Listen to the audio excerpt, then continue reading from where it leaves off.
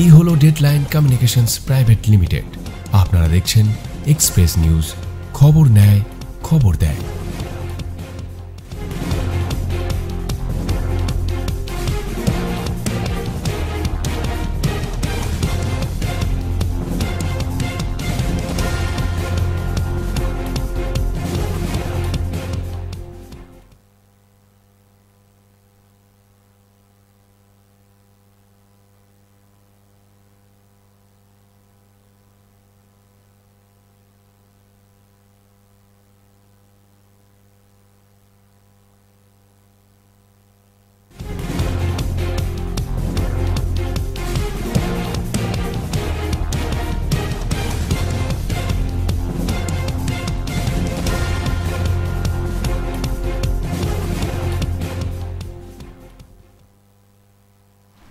নমস্কার, আপনারা দেখছেন এক্সপ্রেস অনলাইন। আমি আপনাদের সঙ্গে সব্যসাচী।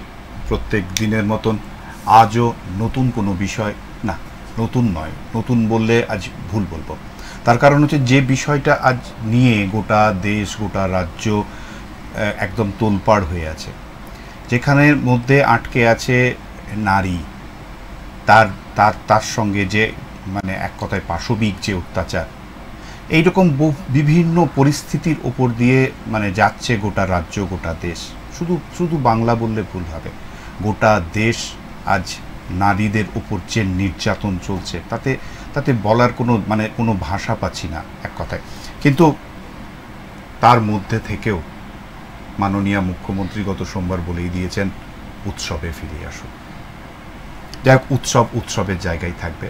আর আমাদের আজকের যে বিষয় সেটা হচ্ছে উৎসবেও আমরা ওরা। তো এই বিষয়ে আলোচনা করতে গেলে তো সঙ্গী নিশ্চয়ই প্রয়োজন হয়, আর সেই সঙ্গীর জন্য আজকে আমার সঙ্গে রয়েছেন সুচেতা কুণ্ডু, নারী নিগ্রহ বিরোধী দুর্গাপুরের যে নাগরিক কমিটি তার আহ্বায়ক। সুচেতাদি, আপনাকে স্বাগত আমাদের অনুষ্ঠানে। সুচেতাদি, একদম মানে ভনিতা না করে একদম সরাসরি মানে আপনাকে নতুন করে মানুষকে যারা আপনাকে জানে বা যারা আজকে দেখছে, আন্দোলন কি, আন্দোলন কেমন করে করতে হয়, আপনার কাছ থেকে নিশ্চয়ই নতুন করে মানে আপনাকে বোঝানোর কোনো জায়গা নাই, কারণ আন্দোলনের রাস্তায় আপনারা। আমি আপনার কাছে একটা বিষয় দিয়ে যেটা শুরু করব সেটা হচ্ছে, যেহেতু উৎসবেও আমরা ওরা করেছি বিষয়, তাই মাননীয় মুখ্যমন্ত্রীর সেই দিনের যে শব্দ উৎসবে ফিরে আসুন, এই নিয়ে কি বলবেন? আমরা দেখলাম যে মাননীয় মুখ্যমন্ত্রী ঠিক 9 তারিখে তিনি একটি সাংবাদিক বৈঠক করলেন নবান্ন থেকে, এবং সরাসরি তার লাইভ স্ট্রিমিং দেখানো হলো, আমরা সবাই দেখলাম। তিনি পরিষ্কার বলছেন যে 1 মাস অতিক্রান্ত, 1 মাস 1 দিন, অর্থাৎ 9 তারিখ, মাঝখানে উনি এটাও বললেন যে 31শে মাস, তাই 1 মাস 1 দিন, ফলে অনেক তো হলো, এবার বাংলার মানুষ আপনারা উৎসবে ফিরুন। তো এইভাবে উনি যে এক্সপ্রেশন, আমি নিজে ওনার লাইভটা দেখছিলাম, তাতে আমার মনে হলো যে উৎসব তো আমাদের সকলেরই, হ্যাঁ, এটা প্রত্যেক বছরেই এই শারদ উৎসব আসে এবং আমরা সবাই তাতে কম বেশি, এটা আমাদের সম্পূর্ণ ব্যক্তিগত ব্যাপার, কে উৎসবে থাকবে না। সেখানে ঠিক মনে হলো যে একটা নির্দেশ, এই জায়গাটাই কেমন একটা খটকা। আমাদের মন সকলেরই ভারাক্রান্ত, এই ভারাক্রান্ত মনটাকে তিনি বুঝতে পারলেন কি না বাংলার মানুষ।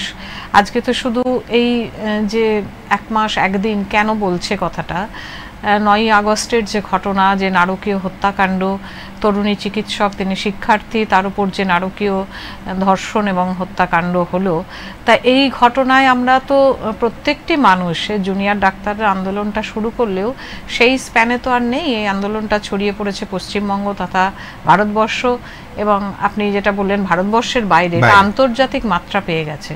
এটা আমাদের কাছে লজ্জার যে আজকে আন্তর্জাতিক ক্ষেত্রেও 100টা দেশের মানুষ প্রতিবাদে নেমেছে, শুধুমাত্র বিচার চাই এই শব্দটা বলে। এটা আমাদের কাছে একটা লজ্জা যে পশ্চিমবঙ্গের মানুষ হয়ে আজকে মহিলা মুখ্যমন্ত্রী, তার সামনেও মানুষ, মেয়েদের, নারীর যে মানে অবমাননা, তার যে অসম্মান হচ্ছে, তাকে যে এইভাবে ডিউটিরত অবস্থায়, যেটা আমরা সবসময় আমাদের ছেলে মেয়েদেরকে মানে ফোনে বলে যে মা পৌঁছে গেলাম, হ্যাঁ পৌঁছে গেলাম মানে কি, যে সে একটা সরকারি জায়গায় ডিউটিতে এসে পৌঁছে গেছে, তার মানে রাত্রের ডিউটি আমাদের অনেকের বাড়ির সন্তানদেরই করতে হয় বা মেয়েদের করতে হয়। তাহলে সেখানে ডিউটিতে পৌঁছে গেছি মানে সেই মা নিশ্চিন্ত, সেই ডিউটিরত অবস্থায় তার উপর এই অত্যাচার। তাহলে আমাদের এই সরকারি ব্যবস্থাপনাটাও কোন জায়গায় দাঁড়িয়েছে সেটাও আমাদের ভাবার, এবং যে প্রশ্নগুলো উঠে আসছে সেই প্রশ্নগুলোর যতক্ষণ না সমস্যা, এই প্রশ্নগুলোর সমাধান আমাদের কাছে পরিষ্কার হচ্ছে, ততক্ষণ তো আমাদের মনটা ভারাক্রান্ত হয়ে আছে। তাহলে এখানে উৎসবে ফিরুন এই শব্দটার মধ্য দিয়ে আমার মনে হচ্ছে কোথাও যেন একটা নির্দেশ কাজ করছে। মানুষের স্বতঃস্ফূর্ততা কাছে তো এটা ছেড়ে দেওয়া, উৎসব তো মানুষের স্বতঃস্ফূর্ত ব্যাপার, তাহলে সেই জায়গাটা কোথাও ঘাটতি আছে বলে আমার মনে হয়। আচ্ছা, আমি আর একটা জিনিস, সেটা হচ্ছে যে এই যে নির্দেশের যে বিষয়টা উঠে এলো, যে হ্যাঁ এক জায়গা থেকে যেন নির্দেশ এলো, এবং আজকের দিনে আমরা যদি দেখি যে আমাদের প্রত্যেকটা জিনিসই যেন রাজনীতিকরণের মধ্যে দিয়ে যাচ্ছে। মানে এখন এমন একটা জায়গায় দাঁড়িয়ে আছি যেন মনে হচ্ছে যে কোনো যারা যে যেখানে ক্ষমতায় আছে তারা যেন সমস্তটাই ঠিক করে দিচ্ছে, যে আমি কি খাবো, আমি কি পরবো, আমি কোথায় যাব, এমনকি আমি আমার কোন প্রতিবেশীর সঙ্গে সম্পর্ক রাখবো কি রাখবো না, মানে মানুষের অন্দরে ঢুকে পড়ছে, ফ্যামিলির মধ্যে ঢুকে পড়ছে, এবং সেটার যে রাজনীতিকরণ হচ্ছে আর কি। মানে আমি যদি অন্য কোনো রাজনীতি করি তো আমি তার বিরোধী রাজনীতি দলের সঙ্গে কথা বলতে পারবো না, তাদের সঙ্গে কোনো সম্পর্ক রাখতে পারবো না। এই যে জায়গাটা, এই যে বাতাবরণ তৈরি হয়ে যাচ্ছে, ভয়ের পরিবেশ তৈরি হয়ে যাচ্ছে, আমি এখানে এই জায়গায় দাঁড়িয়ে জানতে চাইছি আর কি, সেটা হচ্ছে যে এই ভয়ের পরিবেশ আগেও ছিল, হয়তো এইভাবে প্রকাশ্যে আসেনি। আজ যেভাবে প্রকাশ্যে এসছে, আজকে বিগত যদি আমরা 13 বছর 14 বছরের কথা বলি, যেভাবে যে পরিস্থিতি আছে, এই ভয়ের পরিবেশ তো বাম আমলেও ছিল। সমস্ত শাসক দলই এই ভয়ের পরিবেশটা তৈরি করে রাখে তাদের মতন করে। আমাদের এখন একটাই জায়গা থেকে আমরা উৎসবে ফিরবো, যেমন উৎসবে ফেরার কথা বলা হচ্ছে, তো সেখানে উৎসবে ফিরছি না বলেও কিন্তু মানুষ উল্টো দিকে পথে হাঁটছে। তাহলে এই যে ফিরছি বা ফিরছি না, আমার বিষয় যেটা ছিল উৎসবে আমরা ওরা, এই যে আমরা ওরার ভাগ, এই আমরা ওরার ভাগ বাম আমল থেকে শুরু হয়েছে, আজও চলছে। দেখুন এখানে মানে যেটা বলার, যে এটা রাজনীতিকরণের যে প্রশ্নটা বলছেন, তাহলে একটা রাজনৈতিক দল বা রাজনৈতিক দলের নেতারা যদি মানুষের সঙ্গে যুক্ত না থাকে, মানুষের চাওয়া পাওয়া, তারা কি চায়, তাদের পালসটা বোঝা, যে নার্ভ দিয়ে বোঝা, সেই জায়গাটায় কোথাও বিচ্ছিন্নতা লক্ষ্য করা যাচ্ছে। তার ফলেই কিন্তু মানুষ কি চাইছে সেটা রাজনৈতিক নেতারা বুঝতে পারছেন না, বা তারা বুঝতে চাইছেন না, ভাবছেন যে আমি দীর্ঘদিন ক্ষমতায় থাকতে থাকতে একটা উদ্ধত্ত জন্ম নেয়, যার ফলে তারা মানুষের পালসটা বুঝতে পারে না, যে এখন এই পশ্চিমবঙ্গের মানুষ বা সারা ভারতবর্ষের মানুষ কি চায়। তারা যেটা চায় সেই চাওয়াটাকে যদি আমি ধরতে না পারি, তাহলে তো সেই শাসকের এখানে বসে থাকার ক্ষমতার অলিন্দে থাকার কোনো মানেই নেই। মানুষকে তো বুঝতে হবে, তুমি তো মানুষের ভোটেই জিতেছো, সেই মানুষগুলোর প্রতি তোমার যদি কোনো আস্থা না থাকে, তার যদি বিশ্বাস না থাকে, তারা কি চায় সেটা যদি আমি বুঝতে না পারি, তাহলে আমি কিসের নেতা? আমি এই উৎসবের বিষয়ে আসবো, কিন্তু যেহেতু এই নারী নিগ্রহ বিরোধী দুর্গাপুর নাগরিক কমিটির তুমি আহ্বায়ক, আমি সেই জায়গায় দাঁড়িয়ে আরও কিছু অন্য বিষয়ে আসি, তারপরে আবার উৎসবের বিষয়ে আসবো। সেটা হচ্ছে যে এই যে নারী নির্যাতনের বিরুদ্ধে তৈরি করা যে কমিটি এখন এই মুহূর্তে দুর্গাপুরের মধ্যে তোমরা তৈরি করছো, তা কতটা কার্যকরী হচ্ছে? মানে একদম খুব ভালো চিন্তা ভাবনা, এর থেকে এটাকে অস্বীকার করার কোনো জায়গা নেই। এতে যদি ব্যক্তিগত জায়গা থেকে আমি আমার জায়গা থেকে সম্পূর্ণভাবে সমর্থন করছি, কিন্তু এতে কতটা লাভবান হচ্ছে এই কর্মসূচি, কতটা মানুষের পাশে দাঁড়ানো যাচ্ছে? আমরা গত 1 সেপ্টেম্বর এই জাস্টিস ফর আরজিকরের যে আন্দোলনটা, 10 তারিখ থেকেই আন্দোলনটা শুরু হয়েছে সমস্ত জায়গায়। প্রথম তো জুনিয়র ডক্টররা করেছেন, তারপর সারা পশ্চিমবঙ্গেই ছড়িয়ে পড়লো। আমরা 12 তারিখেই প্রথম মেয়েরা দুর্গাপুরের আমরা একটা সাংস্কৃতিক সংগঠনের সঙ্গেও যুক্ত, তা আমরা মেয়েরা প্রথম ঠিক করলাম যে আমরা একটা রাস্তায় দাঁড়িয়ে প্রতিবাদ করি। তা আমরা যখন 22-24 জন মাত্র মহিলা আমরা জড়ো হলাম, রাস্তায় দাঁড়িয়ে যখন প্রতিবাদ করছি, তখন দেখছি মানুষের চোখ মুখ আমাদের পক্ষে, কথা বলছে, সবাই হয়তো সামনে দাঁড়াতে পারছে না, কিন্তু অনেকেই দেখছি আমাদের ছবি তুলছে বা ইয়ে করছে। তখন বুঝলাম যে এটার খুব প্রয়োজনীয়তা আছে, মানুষ চায় যে এটা নিয়ে কিছু হোক। এবং আজকে আরেকটা যেটা ভালো লাগলো, যে আমরা যখন প্রতিবাদে নামলাম তখন দেখলাম হাজার হাজার মানুষ তারা কিন্তু প্রতিবাদ করতে চাইছে। এটা একটা মানুষ যে মরে যায়নি, মানুষের বিবেক যে মরে যায়নি, মানুষ যে অন্যায় দেখলে প্রতিবাদ করতে চায়, ক্ষোভ যে প্রচণ্ড, সেটা কিন্তু ধরতে পারছিলাম। তখন আমরা ঠিক করলাম যে আমাদের একটা পার্মানেন্ট শেপ দেওয়া উচিত, কারণ মানুষের এই ক্ষোভগুলোকে একত্রিত করে একটা সংহত রূপ যদি দিতে না পারি, তাহলে ভবিষ্যতে অন্তত নিজেদের জায়গাটাকে যদি বাঁচাতে চাই, ছোট ছোটোভাবে যদি প্রত্যেকের জায়গাটাকে রক্ষা করে, তাহলে হয়তো ভবিষ্যতে এই ধরনের নির্যাতন থেকে মানুষ মুক্ত হবে। তার থেকে আমরা গত 1 সেপ্টেম্বর একটা কনভেনশনের মধ্য দিয়ে সেখানে সমস্ত পেশার মানুষদের যুক্ত করে, এটা শুধু নারীদের জন্যই নয়, আমরা তো নারীরা সামনে ভাগে আছি, কিন্তু চিকিৎসকরা, তারপর নার্সিং স্টাফরা বা মেডিকেল পেশার সঙ্গে যুক্ত মানুষজন, শিক্ষক, সব ছাত্র, তারা সবাই এটার সঙ্গে দেখলাম আমরা যতটাই প্রচার করলাম মানুষ কিন্তু এগিয়ে এলো। এবং আমরা ঠিকই করেছি যে দুর্গাপুরে যদি ভবিষ্যতে কোনো ঘটনা ঘটে, সেটা কোনো পুরুষের উপরেও হতে পারে, সেটা নিয়ে নেয় নির্যাতন যদি হয়, তাহলে আমরা সবার আগে আমাদের ফ্যাক্ট ফাইন্ডিং টিম আমরা তৈরি করেছি।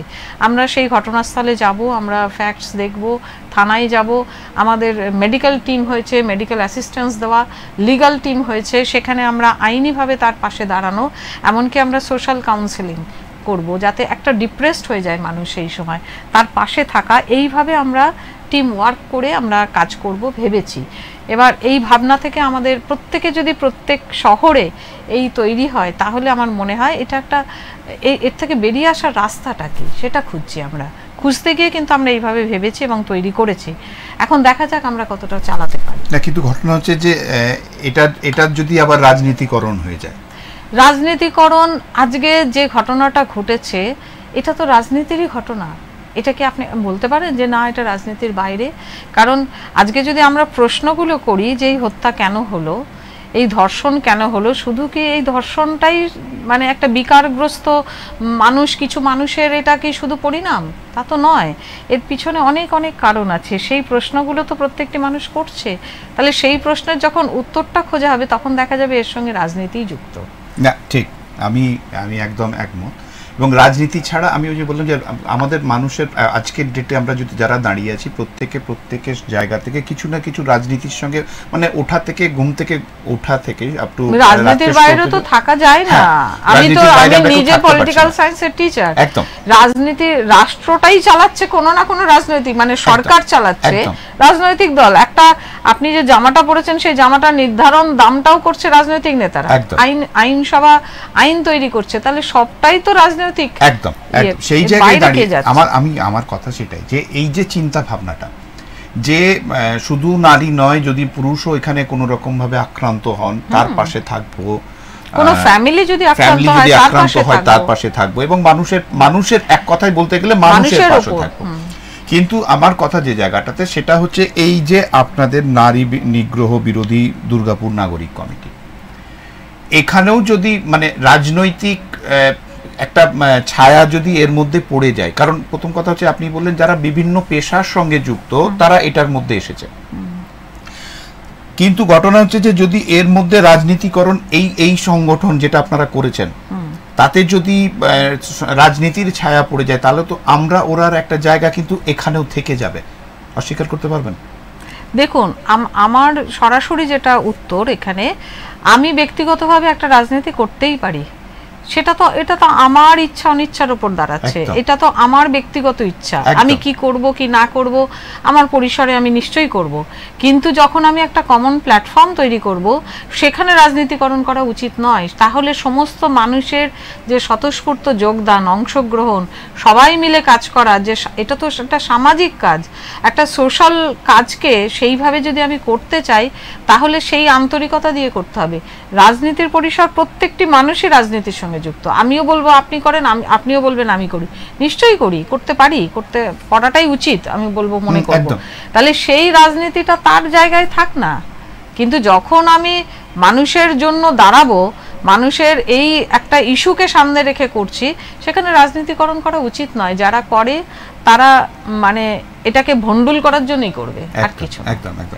আরজি কর তাহলে অনেক কিছু শিখিয়ে দিল। প্রথম কথা হচ্ছে যে মানুষ আমরা যে এক হতে পারি এটাই শিখেছি। একদম, মানুষ আন্দোলন করার কথা ভুলে গেছিল, একদম সেই আন্দোলন আজ মানুষ করতে শিখেছে, প্রতিবাদ করতে শিখেছে। আজকে মানুষ তার মেরুদণ্ডকে সোজা রাখার কথা বা সোজা রাখার যে কিভাবে সোজা রাখতে হয় সেটা মানুষ আজ শিখছে, দেখে শিখছে। তো সেই জায়গায় দাঁড়িয়ে আমরা যদি আন্দোলনের কথা বলি, এই আন্দোলন আজকে যিনি মাননীয় মুখ্যমন্ত্রী আন্দোলন করে তিনি আজকে তার আগমন কিন্তু এই আন্দোলনের হাত ধরে, কিন্তু বিভিন্ন সময় আমরা দেখছি যে এই আন্দোলনকে আটকানোর জন্য বিভিন্ন পরিসরে ছোট ছোট ছোট ছোট করে পকেট কিন্তু তৈরি করা হচ্ছে। আজকে যেমন আমি একটা জায়গায় দেখলাম, এবং খুব বলতে যদি অসুবিধা নাও থাকে, সেটা হচ্ছে যে তৃণমূল কংগ্রেসের একজন মুখপাত্র তিনি কিন্তু একটা ভিডিওর অডিও ক্লিপিং দিয়েছেন, যদিও তার স্বচ্ছতা আমরা জাস্ট শুনেছি আর কি, এটা আইডেন্টিফাই করিনি। সে জায়গায় তিনি বলছেন যে এই যে জুনিয়র ডাক্তাররা যারা এই মুহূর্তে আন্দোলনে রত, তাদের উপর একটা বাম এবং অতি বাম তাদের একটা হামলা করার চক্রান্ত চলছে। এখন এটা একটা বিষয় যে এই সময়ে এই মুহূর্তে একটা কথা মানুষের সামনে প্রচার হলো, আগামী দিনে এটা যদি কোনো অঘটন ঘটে যায় তাহলে এটা কি সুবিধা হয়ে গেল যে অন্যের দিকে আঙ্গুল তুলে দেওয়া? না, এটা তো মুখ্যমন্ত্রী নিজেই বলছেন যে এই আন্দোলনের পিছনে কিছু বাম দলগুলো আছে, কিছু অতি বাম দলগুলো আছে, হ্যাঁ, এরা উস্কাচ্ছে এই আন্দোলন মানে যে জুনিয়র ডাক্তারদেরকে মোটিভেট করছে বাইরে থেকে কিছু মানুষ। মানে কি, তারা যে একটা সত্যিকারের আন্দোলন করছে, কারণ তারা একটা মনে হচ্ছে এই মেডিকেল কলেজগুলোর সঙ্গে যুক্ত, 26টা মেডিকেল কলেজের সঙ্গে যুক্ত জুনিয়র ডাক্তাররা, তারা রাস্তায় বসে আছে। তারা তো এই ঘুঘুর বাসাটা দেখছে, তারা প্রত্যেকেই জানে যে একটা ডেড বডিকে নিয়েও কিভাবে দুর্নীতি হয়। তারা প্রত্যেকে জানে যে তাদের রেজিস্ট্রেশনটা পাবে না যদি না ওদের পায়ে ধরে। তারা জানে যে তারা মার্কস পাবে না, তারা পাস করবে না, টুকলি সাপ্লাই দেবে তাদের চোখের সামনে যদি না তাদের সঙ্গে না থাকে। তাহলে এই জায়গাটা তো পরিষ্কার, এই ঘুঘুর বাসাটা, এই যে থ্রেট কালচার যেগুলো ওরা চাইছে যে রিভিলড হোক, প্রকাশ্যে আসুক, এবং তার মানে কারা এই ঘটনাগুলোর সঙ্গে যুক্ত তারা ধরা পড়ুক এবং তাদের দৃষ্টান্তমূলক শাস্তি হোক, তারা তো বেশি কিছু চায়নি। তাহলে এই চাওয়াটার যাতে মানে এই চাওয়াটা চাইতে গেলে কত দূর অবধি যাবে সেটা কিন্তু জানে, কারণ এটার সঙ্গে দায়বদ্ধতা আছে স্বাস্থ্যমন্ত্রীর নিজের। স্বাস্থ্যমন্ত্রীকে নিজেকে এই দায় স্বীকার করতে হবে যে না, আমি এইটার দায়ভারটা আমি নিচ্ছি। কারণ মানে শুধুমাত্র মানে হেলথ ডাইরেক্টর, হ্যাঁ, ডাইরেক্টর অফ হেলথ সার্ভিস বা বিনীত গোয়েল, শুধু তারা ব্যক্তি কয়েকজন যুক্ত আছে ব্যাপারটা তো নয়, এটার সঙ্গে একটা টোটাল সিস্টেম যুক্ত। এই সিস্টেমটাকে যদি ধরতে না পারে, বা তারা ধরতে কিন্তু চাইছে, ডক্টররা চাইছে। ডক্টররা কেন এত আন্দোলনে অনড়? তারা চায় যে এই জিনিসগুলো তারা জানে, তারা মুখে বলবে না, এইটা প্রকাশ্যে যারা তদন্ত করছে তারা বলুক, তাহলেই একমাত্র তারা একটা স্বচ্ছ প্রশাসন পাবে। কারণ আজকে দেখুন এই আন্দোলন কত মানুষকে শেখালো। এই যে ধরুন বিচারকরা পর্যন্ত ডায়মন্ড হারবারে তারা বলছে যে আমরা অসহায়, আমাদেরকে থ্রেট দিচ্ছে।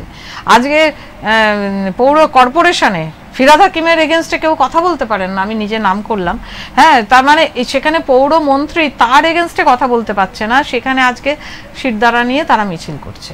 তাহলে এই যে আন্দোলন, একটা আন্দোলন কিন্তু হাজার আন্দোলনকে জাগিয়ে দিচ্ছে। একটা মানে হত্যা, একজন তিলোত্তমা কিন্তু লক্ষ লক্ষ প্রাণে আগুন জ্বালিয়ে দিয়ে গেল। না, আমার এটা তোমার কাছ থেকে জানতে চাওয়ার আর কি, আমি একটু আগে যেটা বললাম সেটা হচ্ছে যে মাননীয় মুখ্যমন্ত্রী যিনি আন্দোলনের হাত ধরে উঠে আসা, তার আগমন আন্দোলনে, তিনি আন্দোলন কেমন করে করতে হয়, আন্দোলনের ফল কি, আন্দোলনের ওয়ে কি, তার থেকে আমার মনে হয় না কেউ ভালো আজকে। তাহলে কি ডাক্তারদের এই আন্দোলন, আমি মানে এটা আমার জানতে চাওয়ার তোমার কাছে, সেটা হচ্ছে যে ডাক্তারদের এই রাস্তায় নেমে আন্দোলন, তাকে কি কোনো না কোনো জায়গায় কোনো কিছু সংকেত দেখাতে দিচ্ছে? হ্যাঁ, মানে তিনি আন্দোলনটা করে এসেছেন ঠিকই, কিন্তু অত্যন্ত ক্ষমতার লিপ্সা মানুষকে যে কোন জায়গায় নিয়ে যায় এগুলো হচ্ছে তার প্রমাণ। কারণ একটা ক্ষমতার ঔদ্ধত্য, মানে ক্ষমতা মানুষকে কোন ঔদ্ধত্যে মানে পৌঁছে দেয়, ফলে সে কিন্তু জনগণের পালসটা বুঝতে পারছে না। ফলে সে মানে সরাসরি বলছে যে এবার উৎসবে ফিরুন। এই ফিরুন কথাটার মধ্যেই যে কতখানি ঔদ্ধত্য কাজ করছে, বা আমি এতদিন সহ্য করলাম, আমি 2 ঘন্টা ওয়েট করলাম, যে মানুষগুলো 35 দিন ধরে দাঁড়িয়ে আছে তার কাছে 2 ঘন্টাটা অনেক বড় মনে হচ্ছে। এই যে শব্দগুলো, শব্দ চয়ন, এইগুলোর মধ্য দিয়ে কিন্তু তার ক্ষমতার বহিঃপ্রকাশ দেখাচ্ছে। এবং তিনি এটাও বলছেন যে আপনারা আমাকে দুর্বল মনে করবেন না, আমি যে কিছু অ্যাকশান নিচ্ছি না তার মানে আমি দুর্বল নই। এই প্রত্যেকটি শব্দ যদি তার মুখ থেকে যখন বেরোচ্ছে, তখন তার মুখের এক্সপ্রেশন দেখছিলাম, তাতেই বোঝা যাচ্ছে যে মানে ক্ষমতা মানুষকে কোন জায়গায় নামিয়ে দেয়। হ্যাঁ, আজকে তিনি যতই আন্দোলন করে উঠে আসুক, কিন্তু আজকে সেই জায়গায় তিনি সেটা রক্ষা করতে পারেননি নিজের জীবনে। আচ্ছা, আন্দোলনের কথা বলি, এই যে ঔদ্ধত্যের কথা বলছো, এই যে ক্ষমতায়নের কথা বলছো, কিন্তু তার মধ্যে থেকে গতকাল তো দেখা গেল যে তিনি 2 ঘন্টা হয়তো বা 2.5 ঘন্টা হয়তো অপেক্ষা করেছিলেন, তিনি তো আবার বাংলার মানুষের কাছে ক্ষমা চেয়ে বলেছেন আমি রিজাইনও করতে রাজি আছি। তিনি বলছেন পদত্যাগ করতে রাজি আছেন। রাজি যদি থাকে তাহলে সে দায় স্বীকার করুক ফার্স্ট, যে না এই যে দুর্নীতি হচ্ছে এই স্বাস্থ্য ব্যবস্থার, ধরুন আজকে শিক্ষা ব্যবস্থার দুর্নীতি যতটুকু প্রকাশ হলো জেলে শিক্ষামন্ত্রী, খাদ্য দপ্তরের দুর্নীতি যতটুকু প্রকাশ পেয়েছে, কোটি কোটি টাকার দুর্নীতি, শিক্ষা ক্যাবিনেট মন্ত্রী সে জেলে। তাহলে আজকে স্বাস্থ্য ব্যবস্থার যে দুর্নীতি একটু জাস্ট প্রকাশ পেয়েছে, তাতেই যেভাবে ভাবুন শুধু অঙ্গ মানে বিক্রি করে 200 কোটি টাকার দুর্নীতি, মানে কোন লেভেলে তার মানে দুর্নীতিগুলো হয়েছে। একটু মানে একটা সন্দীপ ঘোষকে ধরেই যা দুর্নীতি দেখা যাচ্ছে, তার মানে বোঝা যাচ্ছে যে মানে লক্ষ কোটি টাকার দুর্নীতি এর মধ্যে। এবং যে থ্রেট কালচার, এই ছেলেগুলো কেন তাদের মানে দেওয়ালে কতখানি পিঠ ঠেকে গেলে ওরা ওই মানে আমাদেরই তো সন্তান, আমাদের কতখানি খারাপ লাগছে যে এত বৃষ্টি পড়ছে, আমরা নিজেরা বেরোতে পারছি না, ফ্যান ছাড়া থাকতে পারছি না, ভাদ্র মাসের পচা গরম, তার মধ্যে দিনের পর দিন রাস্তায় বসে আছে, ওটা তো আমাদেরই সন্তান।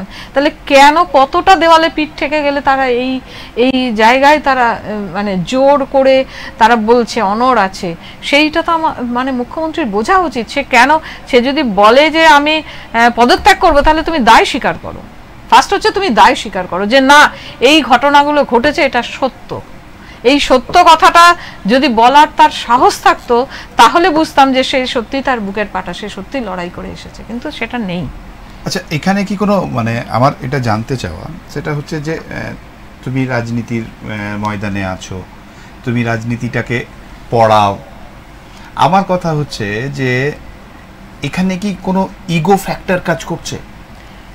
ওই যে অধ্যত্বের জায়গাটা, আমি এত সুন্দর চালাচ্ছি, হ্যাঁ, এখানে তার যে মানে বিভিন্ন সচিবরা, তারা তো কেউ আইএস, কেউ আইপিএস, কেউ তারা পর্যন্ত মাথাটা নিচু করে কথা মানে বলছে, মানে এই জায়গাটা যে শিক্ষার, হ্যাঁ, মানে দক্ষতা, ক্ষমতা, যোগ্যতার এখানে কোনো স্থান নেই।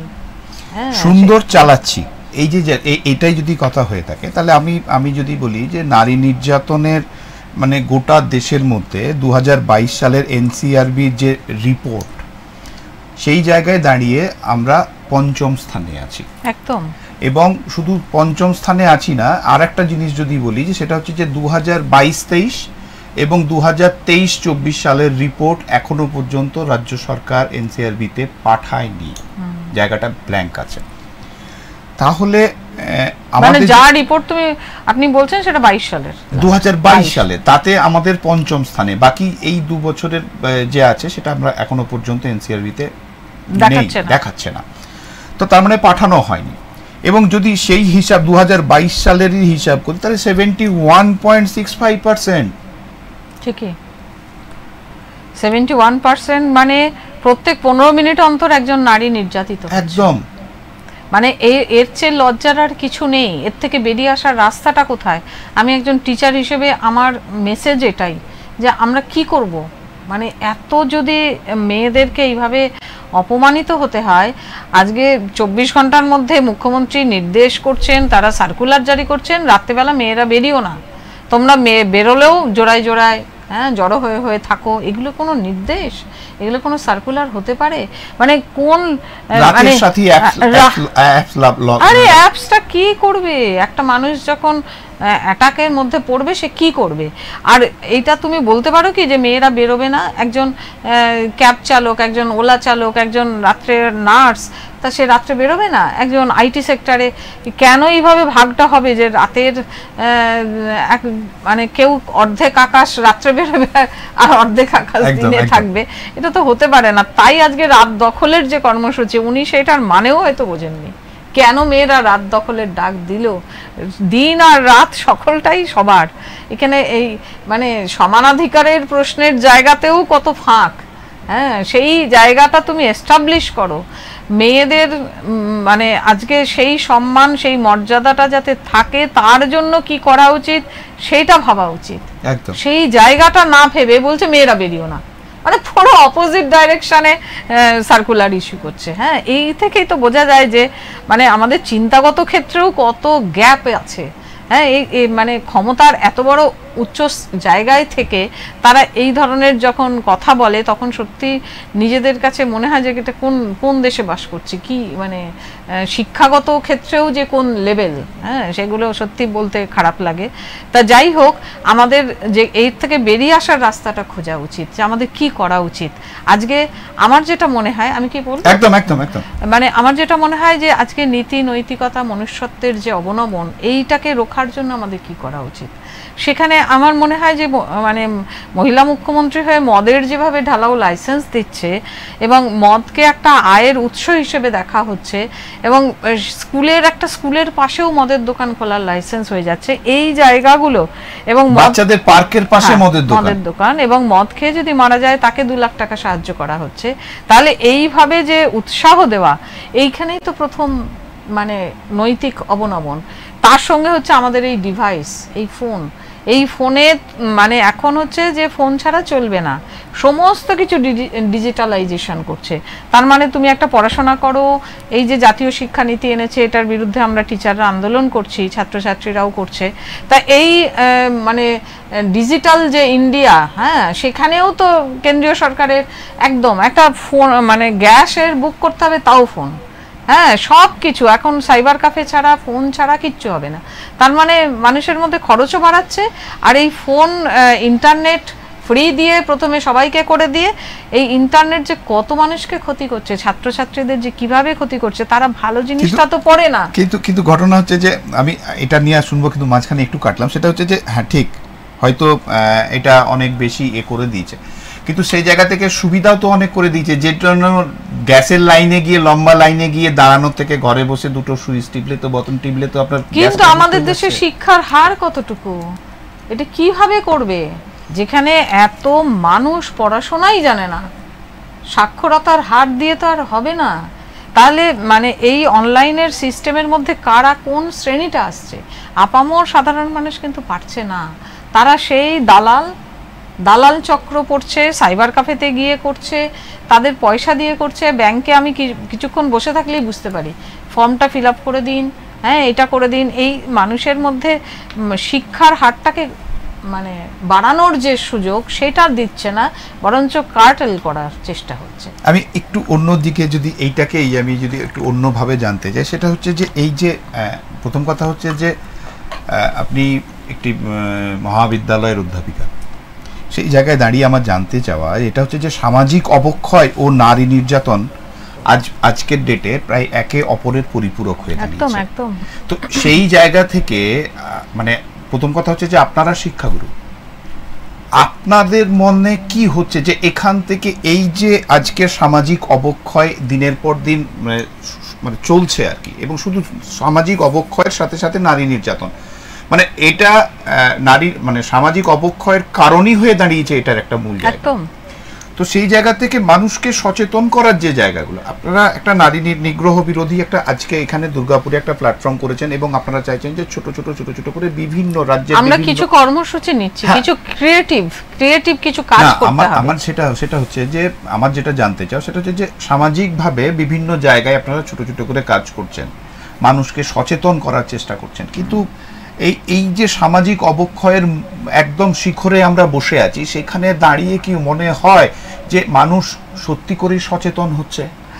দেখুন, মানে আমাদের শিক্ষার যে প্রক্রিয়াটা না, সেই প্রক্রিয়াটাতেই আমাদের দেশের যারা মনীষী তাদেরকে ভুলিয়ে দেওয়া হয়েছে। মানে বেশিরভাগ মানুষই জানে না 26শে সেপ্টেম্বর বিদ্যাসাগরের জন্মদিন। বিদ্যাসাগর আজকে যদি না আসতেন, এই নবজাগরণের আলো যদি আমাদের দেশে না আসতো, আজকে আমি এই দুটো কথা বলতে পারছি সেটাও পারতাম না। মানে এই যে প্রাতঃস্মরণীয় ব্যক্তি যাদের হাত ধরে আমরা এসেছি এই সমাজে, শিক্ষার আলো পেয়েছি, তাদেরকেই ভুলিয়ে দেওয়া হয়েছে। কোথাও বিদ্যাসাগরের কোনো পাঠ্যতে কিচ্ছু নেই, অথচ বিদ্যাসাগরের জীবনটাই যদি কেউ পড়ে তাহলেই মানুষটা পাল্টে যায়। আজকে সাহিত্য পড়ানো হয় না, কোনো ভালো মানে পাঠ যেটা আমরা আগে করতাম কি, একসঙ্গে একটা শরৎচন্দ্রের গল্প পড়া হতো, সবাই শুনতো, চোখ দিয়ে জল পড়তো। এই যে মূল্যবোধের জায়গাটা তো প্রচণ্ডভাবে অভাব। এইগুলো আমাদের পাঠ্য বই থেকে বাদ দিয়ে দেওয়া হয়েছে। আগে সাহিত্য পড়ানো হতো, উপন্যাস পড়ানো হতো, গল্প পড়ানো হতো, সেগুলো বাদ। এই যে যত জাতীয় শিক্ষানীতি আপনি যদি খুঁটিয়ে খুঁটিয়ে দেখেন, এটা নিয়েও আপনি একটা টকশো করতে পারেন। মানে এই জাতীয় শিক্ষানীতিটা পড়লেই বুঝতে পারা যাবে যে টোটালি শিক্ষা ব্যবস্থাটাকে একদম কারিগরি দিকে নিয়ে চলে গেল। হ্যাঁ, মানে ভোকেশনাল এডুকেশন। তুমি শুধু প্রযুক্তিগত শিক্ষায় তুমি শিক্ষিত হও, তুমি মানুষ হচ্ছ কিনা সেটা দেখার ব্যাপার নেই। তাহলে মানুষ হওয়ার প্রক্রিয়াটাই তো মেরে দেওয়া হচ্ছে। তাহলে একটা মানুষ সে ওই ফোনটা নিয়ে সে তো মানে বোকার মতন ওই ফোন ঘাটছে, আর মানে নিজেকে অমানুষ তৈরি করছে। ইন্টারনেটে উল্টো পাল্টা যা খুশি চলে আসছে, পাড়ার বাচ্চারা এক জায়গায় জড়ো হয়ে শুধু ফোন ঘাটে। আমি কলেজে যাই, আমি বাসেই যাতায়াত করি, আমি পাশে দেখি হাই হ্যালো করলো, তারপরে কানে দুজন গুজে নিল, দুজনেই ছাত্রী। আগে আমরা কত গল্প করতে করতে যেতাম, কোনো গল্প নেই, খালি ওই ফোনে টাইপ করছে, ভাষা ভুলে যাবে। হ্যাঁ, তাহলে এই জায়গা থেকে আমার মনে হয়েছে যে আমি একটা গার্লস কলেজে যেহেতু আছি, আমি মেয়েদেরকে সবসময় বলি যে মনুষ্যত্বের বিকাশ হোক আর ব্যক্তিত্বের বিকাশ। আজকে যদি আমার সেই শরীরী ভাষা একটা পাশে আমার ছেলেও মানে কেউ যদি হাঁটে, সে বুঝবে যে একে বাজে কথা বলা যায় না, এর বডি ল্যাঙ্গুয়েজটাই এমন, এর ব্যক্তিত্বই এমন যে তাকে যা খুশি অফার করা যায় না।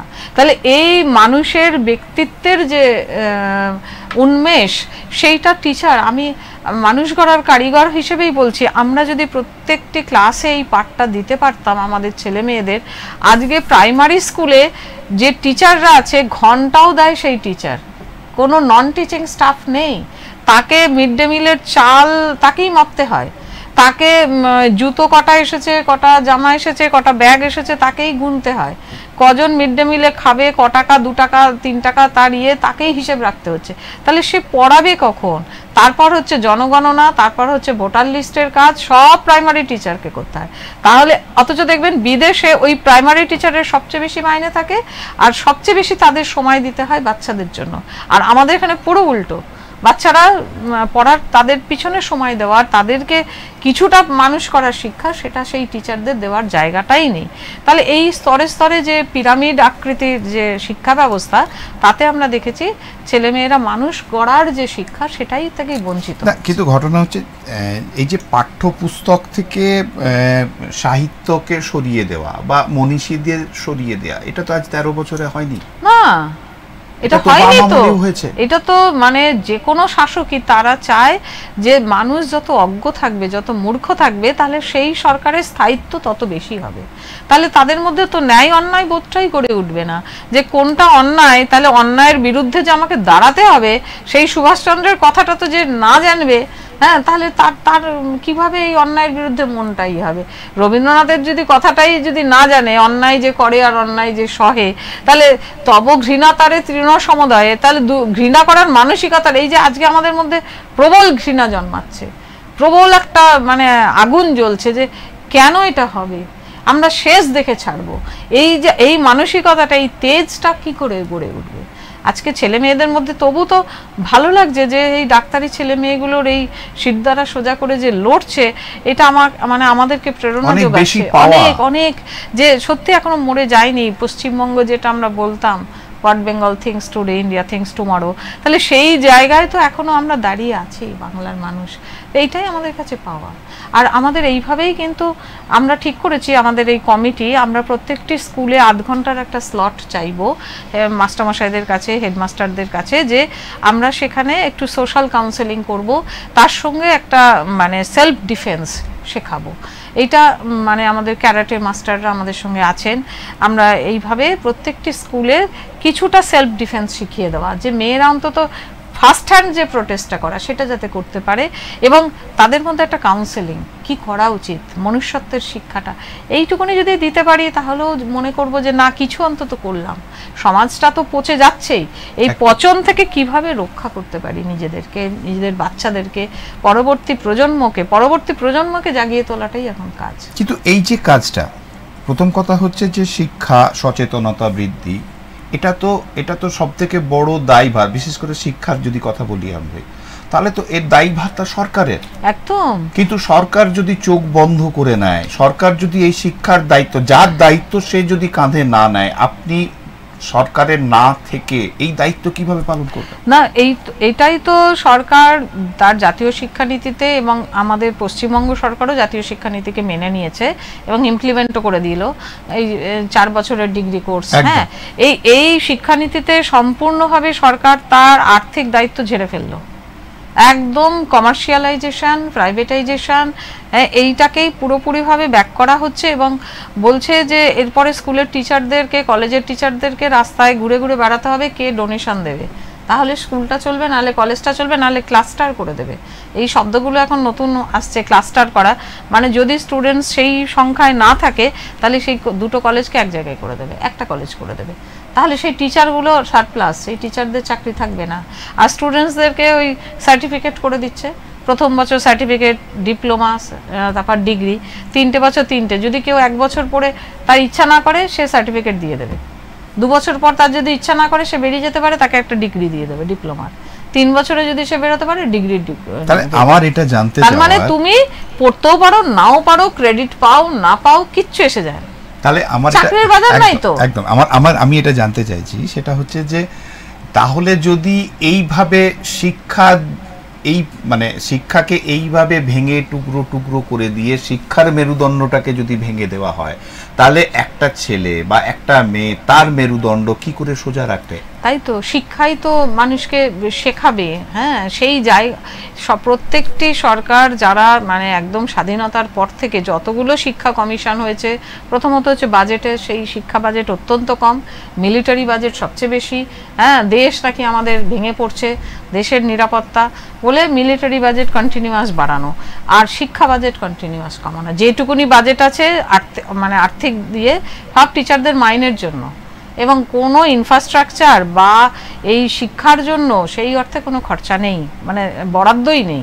ফলে তারা চাইছে যতটা পারে স্টুডেন্টসদের ঘাড়ে চাপানো।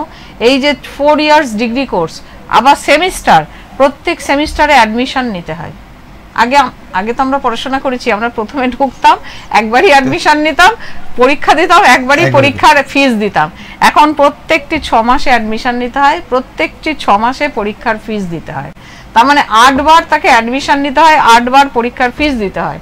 তার মানে ব্যয়ভারটা কিভাবে বাড়াচ্ছে, খরচা ব্যয়বহুল করে দিচ্ছে। এবং সেইটা সিলেবাসটা কিন্তু বাড়েনি, ওই সিলেবাসটাই 4 বছরে ভাগ করে দিয়েছে। তার মানে কি পরিমাণে, মানে বয়সটাকেও বাড়িয়ে দিচ্ছে তো একটা ছেলে, একদম একদম বয়সটাকেও বাড়িয়ে দিচ্ছে, মানে চাকরির বাজার নেই তো, তুই পড়তেই থাক। এই হচ্ছে কিন্তু এত পড়েও কাজের কাজ তো কিছু হচ্ছে না।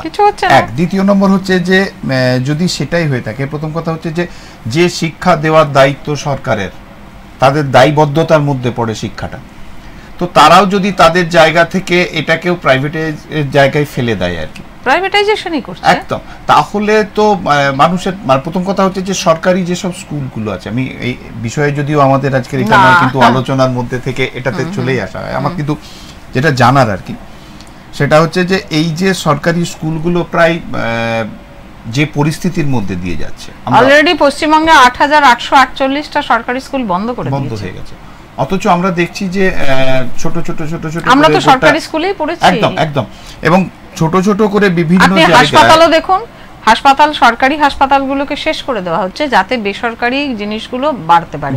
আপনি ফোন দেখুন, বিএসএনএল কে বসিয়ে দেওয়া হচ্ছে যাতে জিও বাড়তে পারে। এটা তো একটা খুব বড় জায়গা, সেটা হচ্ছে শিক্ষাও তাই, যে বিএসএনএল আজকের ডেটে এখনো পর্যন্ত চন্দ্রযানের সঙ্গে সে টোটাল কানেক্টিভিটি তার রয়েছে, অথচ আমি তার কেবল যা উন্নত, তার কেবল নেই, এরা চালাচ্ছে। এখানে দাঁড়িয়ে আমরা পাশের বাড়িতে একটা রুমের ভেতরে ঢুকে গেলে নেটওয়ার্ক পায় না। এটা এগুলো ইচ্ছাকৃতভাবে আজকে সরকারি হাসপাতালগুলোকে নরকে পরিণত করেছে, যাতে এই যে বলছে যে 23টা রোগী মারা গেছে। আরে প্রত্যেক মাসের হিসাব নিন, 31 দিনের হিসেবে তুমি বলছো, তার আগের মাসে হিসেব নাও, তার আগের মাসের হিসেব নাও, কটা রোগী মারা গেছে। প্রত্যেক মাসে এরকম রোগী মারা যায়। আজকে শুধু ডাক্তাররা, জুনিয়র ডাক্তাররা কত, 26টা কলেজে আছে।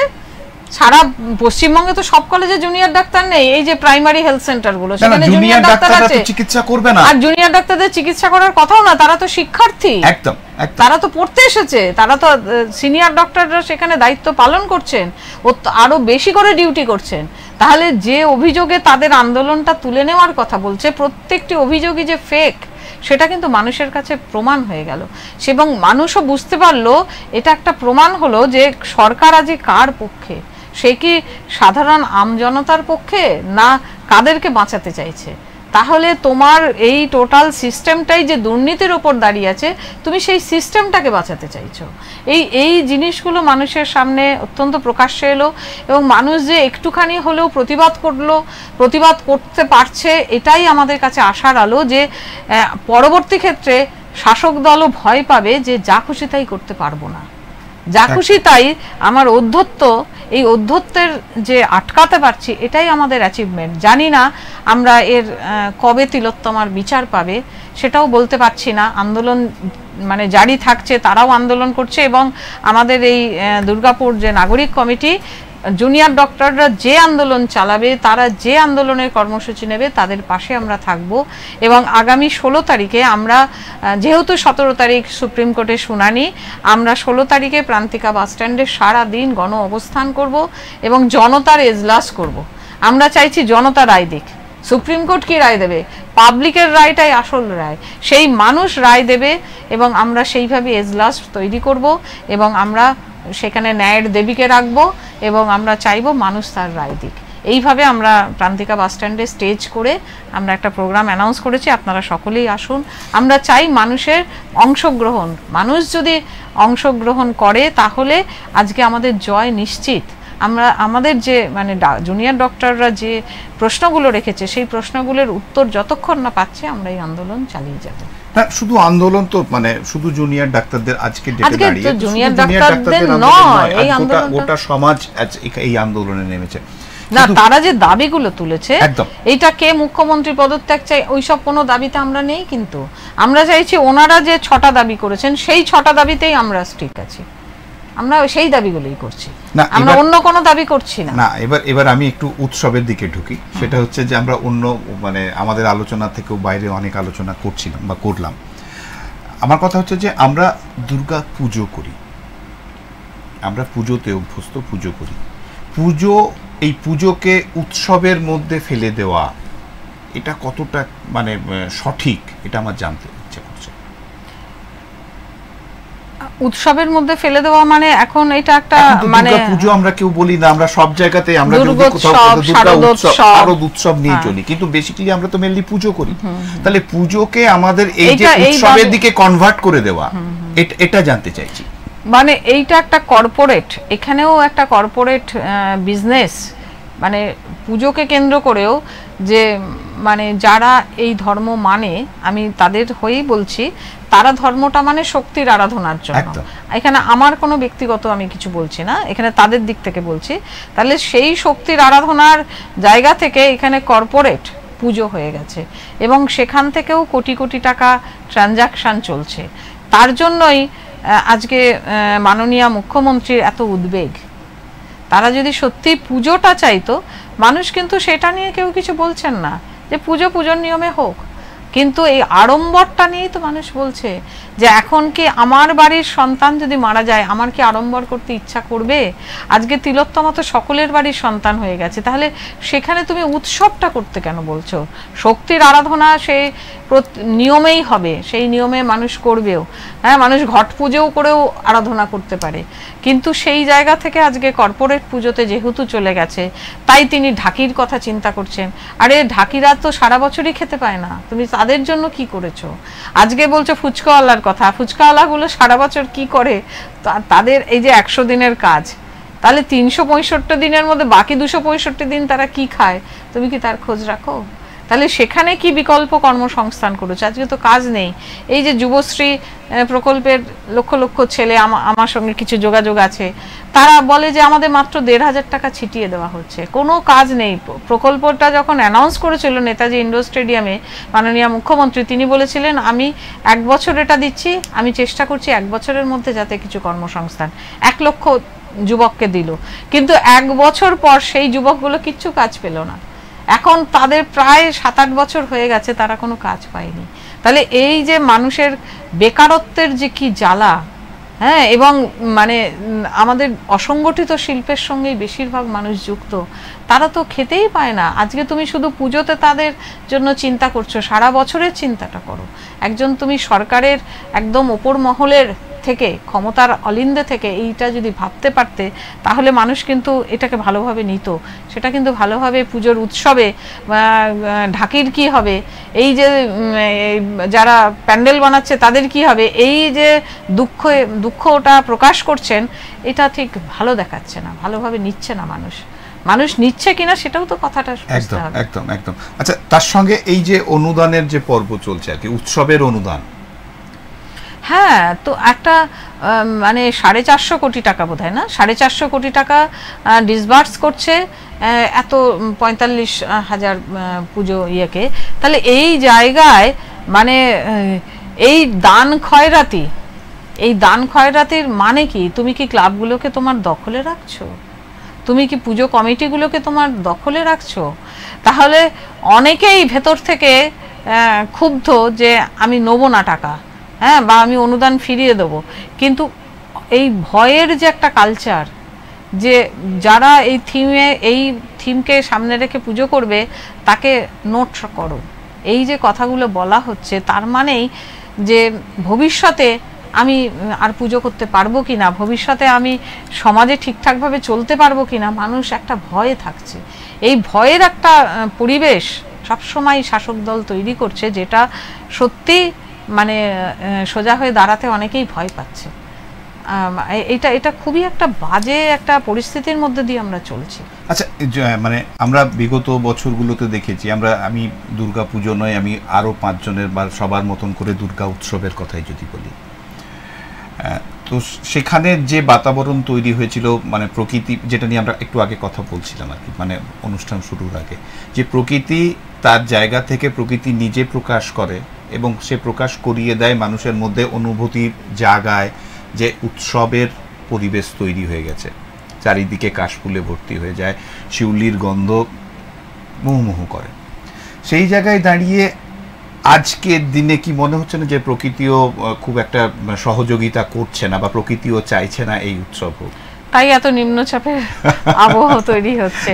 মানে কোথায় এই সময় খণ্ড খণ্ড আকাশে মেঘ দেখবো, কোথায় কাশফুল দুলে উঠবে, হ্যাঁ, বা মানে আলোর বেনু বেজে ওঠার যে ব্যাপারটা, যেটা আমাদের সত্যি মনকে দোলা দেয় যে না, পুজো এসে গেল, হ্যাঁ, শারদোৎসব এসে গেল, শারদীয়া পত্রিকা কিনি বা নিজেরাও প্রকাশ করি। তা এই যে একটা মন মানে উৎসবে মেতে ওঠে, মনটা দোলা দেয়, এখন তো সেটা আসছে না, এবং মানে একদমই মনে হচ্ছে না যে আমরা কিছু করতে পারবো, হ্যাঁ, বেরোতে পারবো। এবং সবচেয়ে যেটা হচ্ছে যে প্রকৃতিও বাদ সেধেছে, যেটা বলছে, মানে এত ঘন ঘন নিম্নচাপ আসছে, এটাও কিন্তু মানে আজকের প্রকৃতির রোদন বলা যেতে পারে, প্রকৃতির রোদন, এবং এর পিছনেও কর্পোরেট, আমি আমার একদম সময় শেষ দরজায়, শেষ সময়ের জায়গায় দাঁড়িয়ে আমার একটা শেষ প্রশ্ন, সেটা হচ্ছে উৎসবে কি ফিরছেন? যতক্ষণ না বিচার পাচ্ছি তিলোত্তমার, একটাই তো প্রশ্ন, we want justice. Justice for RG Kar, এই দাবিটা যতক্ষণ না মিটছে ততক্ষণ আমরা কি করে এই কথা বলতে পারি? এই দাবিটা তো মিটে যেতেই পারতো। সুপ্রিম কোর্ট আরও দ্রুততার সঙ্গে এই বিচার প্রক্রিয়াকে মানে করতে পারতেন, তা সেই জায়গাটা সবটাই হচ্ছে মানে জাস্টিস ডিলেড। তাহলে এইখান থেকে আমরা চাই যে পুজোর আগে একটা আমাদের জন্য ভালো খবর আসুক, একটা কিছু এই 5-6টা দাবির এর পিছনে কারা আছে, একজন তো নয়, এটা তো পরিষ্কার। তাহলে আর কারা আছে সেইটা অন্তত রিভিলড হোক, অন্তত তাদেরকে একটা পানিশমেন্টের জায়গায় আসুক, তাহলেই আমরা নিশ্চয়ই ফিরবো। একদম। উৎসবে আমাদের যে বিষয় সেটা হচ্ছে উৎসবে আমরা ওরা, কিন্তু ঘটনা হচ্ছে যে উৎসব আগামী দিনে আসছে, সামনে এগিয়ে আসছে। এখন তো শুধু কাউন্টডাউনই চলছে যে আর কটা দিন বাকি আছে। তার মধ্যে থেকেও যে পরিস্থিতি আমরা প্রত্যেকে অনুভব করছি, তাতে কতটা উৎসব মুখর হতে পারবো বা উৎসবের নিজেকে সামিল করতে পারবো, এটা কিন্তু খুব বড় প্রশ্নের জায়গায় থাকছে। তাই আমরা ওরার জায়গায় দাঁড়িয়ে বিচার আপনিও চাইছেন, বিচার আমরাও চাইছি, তবে সুস্থভাবে সঠিক পথে। এই বলে আজকের অনুষ্ঠান শেষ করব। আবার দেখা হবে আগামীকাল অন্য কোনো বিষয় নিয়ে। নমস্কার।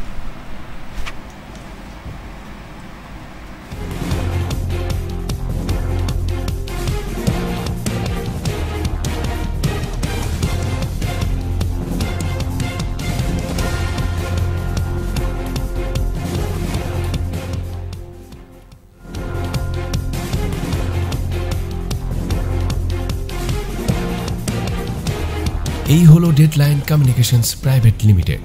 আপনারা দেখছেন এক্সপ্রেস নিউজ, খবর নেয়, খবর দেয়।